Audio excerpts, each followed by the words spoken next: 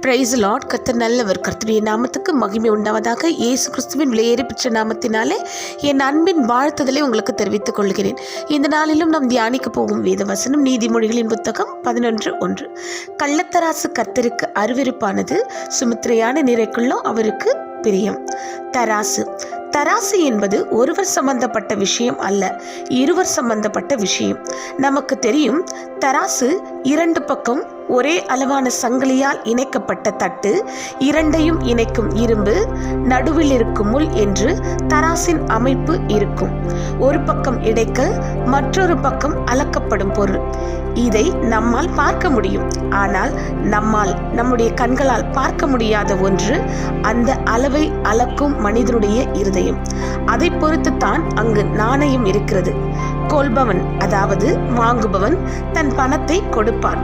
ஆனால் கொடுப்பவன் பொருளை அல்ல, அங்கு நியாயத்தை கொடுக்க வேண்டும். அதுதான் வியாபாரம். நான் ஒரு கதையை படித்தேன். அதில் 2 பேர் பண்டமாற்று முறையில் தன்னிடத்தில் உள்ள பொருட்களை மாற்றி வாங்கிக் கொள்வார்கள். ஒருவரிடம் இருக்கும் பருப்பு மூட்டையை கொடுத்து அரிசி மூட்டையை வாங்குவான். அப்படி அவர்கள் வியாபாரம் பண்ணி கொண்டிருந்தார்கள். திடீரென்று பருப்பை கொண்டு வந்து கொடுப்பவன், இனி உங்களிடம் வியாபாரம் பண்ண எனக்கு விருப்பம் இல்லை என்றான். அரிசியை கொடுப்பவன் காரணத்தை கேட்டான். அதெல்லாம் எனக்கு சொல்ல முடியாது, எனக்கு விருப்பம் இல்லை என்று கூறிவிட்டான். இந்த அரிசி வியாபாரி அவரை விடவில்லை. கட்டாயம் நீங்கள் சொல்லித்தான் ஆக வேண்டும் என்றான். அதற்கு அந்த பருப்பு வியாபாரி, நீங்கள் எனக்கு கொடுக்கும் அரிசி மூட்டையில் 10 கிலோ குறைவாக இருக்கிறது, ஒவ்வொரு மூட்டையிலும் 10 கிலோ குறைவாகவே வருகிறது என்றான். அட, அப்படியா என்றான் அரிசி வியாபாரி.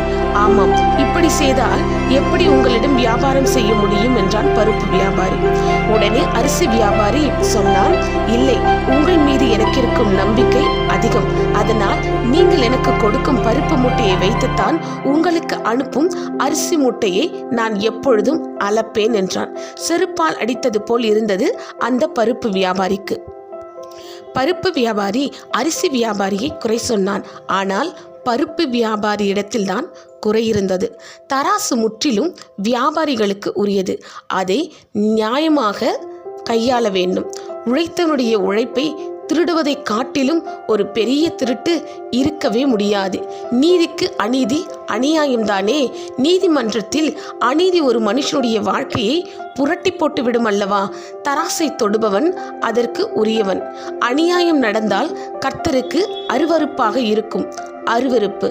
பச்சை காயையும் கனிகளையும் சாப்பிடலாம், மாமிசத்தை சாப்பிட முடியுமா? என்று தோன்றுகிறதா?